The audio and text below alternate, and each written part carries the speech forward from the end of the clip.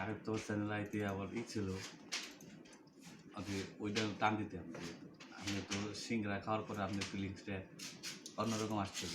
এবার হচ্ছে আচার খাওয়ার পরে আপনার ফিলিংসটা কেমন আসছে? এই যে আচারটা টক মিষ্টি ঝাল,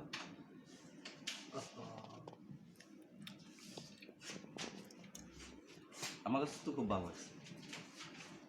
আপনি কেন খেয়েছেন আচারটা? 5-এর মধ্যে আমার হচ্ছে 4.5। আলহামদুলিল্লাহ। তো আপনি কি এটা বারবার পারচেজ করতে চান?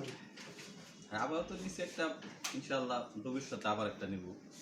ভবিষ্যতে বলতে খুব তাড়াতাড়ি শেষ হওয়ার পর করে নিতে হবে। স্টক যদি ফুরিয়ে যায় তাহলে তো আর পাওয়া যাবে না। না, চাচির আচারটা আসলেই ভালো।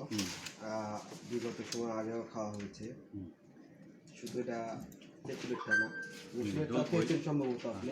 জলপাই, আম খাইছেন, জলপাইও খাইছেন, এবার তেঁতুলেরটা খাইলেন। রসুন, হ্যাঁ সেটা বলছি।